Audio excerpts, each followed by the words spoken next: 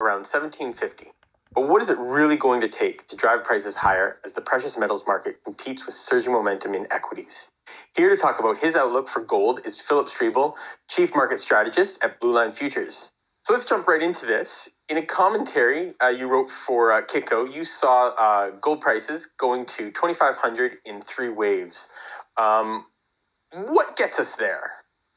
Okay, so we've already had the first wave. We've gone from about October 2018 to about now, just a little bit prior. It's when interest rates had dipped down significantly. We're pushing on to basically the brink of negative interest rates. That's what pushed us all the way up here. Now we're in this sideways kind of pattern shopping around. It's frustrating a lot of investors. But what's going on is that the Federal Reserve is propping up all U.S. equities and the prices of most assets right now.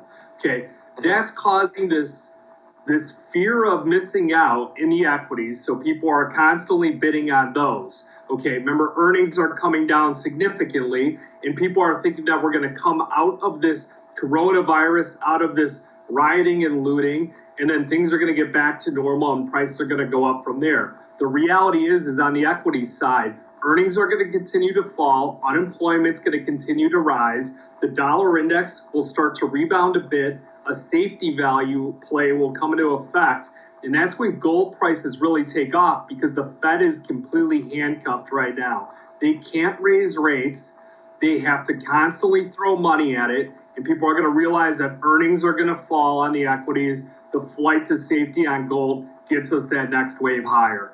Interesting comments about interest rates. Do you think we actually see negative interest rates given that Federal Reserve Chair Jerome Powell has pushed back strongly on this idea? They won't get negative most likely in the U.S. They'll be priced negative like they are on the Fed funds futures and some of the euro dollars going far out. They won't get there on the actual yield curve because of the fact that they're going to use those targeted yield reductions in holdings. If you look at the yield curve right now, it hasn't moved. Equities have skyrocketed. The yield curve hasn't moved. Rates should be going up right now. So the interest rates are going to continue to hold at these low levels. The stock market will decline once earnings come into effect. The ship will right itself on this thing. And then that's when gold starts to take back off to the upside. Silver is the one that's questionable. It has to decouple itself from being tied into, manufacturing and being this industrial metal. Where that precious metals cap, which it's been doing, look at the chart pattern on silver, it's been catching up to gold. One of the things you say, equities is going to suffer because of earnings, but we haven't really seen equities follow fundamentals for a very long time. This liquidity just drives markets to record highs. I mean, we saw it last year, and I'm just sort of wondering the amount of money that the Fed, can you fight the Fed when they pump so much money into the system? It's what it is it's not only like the Fed being pumping money in the system, buying and propping up these assets, it's other foreign central banks out there. And I like to kind of put it in perspective. Back in February, we had all the businesses shut down. If you're a bar, a restaurant, a retailer, you have shut down. You've liquidated your inventory. You've thrown out all the food and everything else in the restaurants. Now, 2 months later, no cash flow has come in whatsoever. You're getting ready to reopen. You buy all new inventory. Then across the United States, looting strikes, rioting strikes. Buildings are burned down. The retailers have all been just completely pillaged. Bars and restaurants have been destroyed. This is everywhere: Chicago, New York, LA, all across the United States. Now that poor owner needs to rebuild their building, buy new inventory, still no cash flow, and hope customers will come. I don't think it's going to happen. So do you see, what's your timeline for 2,500 gold? I mean, you do paint this very bleak scenario for the U.S. economy. Do you think we get to 2,500 by the end of the year? Is gold going to take off like a rocket sort of after this summer lull period?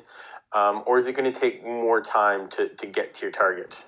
It definitely takes more time. This is what's going to happen when we come out of the second quarter and people have the euphoria that they're going to get back to business. We were close to having it already. Gold futures will actually decline just a bit, I think, in the third quarter.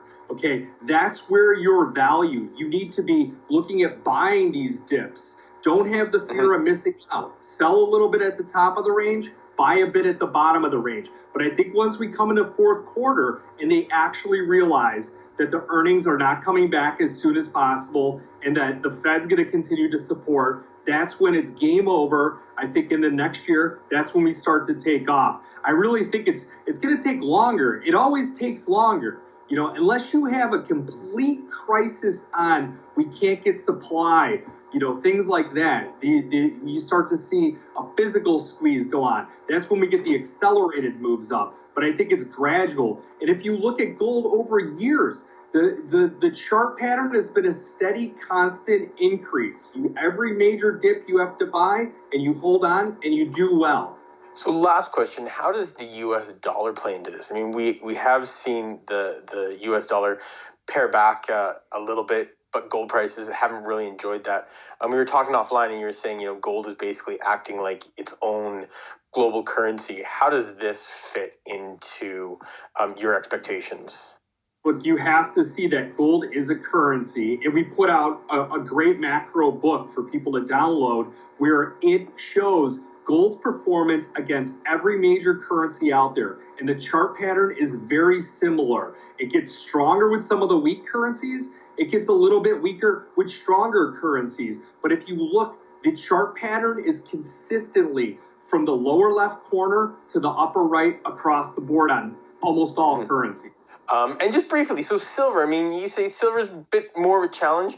Where do you see silver prices in all of this? So, you know, I hate to say it, but if silver decides it's going to be this, this manufacturing commodity, this industrial production commodity, it's going to get hit at the first phase of a down leg on the equities. Okay, but what'll happen is gold investors and precious metal investors, they know that if you want to go out to the coin shop, it's going to cost $25 for a coin. They will buy the silver futures on the dip, and they will support the market, and it will snap back and correct, just like we saw those few days back in, March, where we came up and we just like a skyrocket going back higher. That's when the physical supply squeezes come in. So, those dips, you need to be buying on these little rallies. Don't sell the whole position, just sell a small position, 10%, 20%, a third. But hold your core position, trade around it. That's how you build cash flow, build momentum, and then you can really take advantage of the setbacks. Fantastic advice, Phil. Thanks for talking to us about your outlook for gold. Yeah, thanks for having me. Thank you very much for joining Kitco News. For the latest in the precious metals markets, go to kitco.com. Stay safe and stay healthy.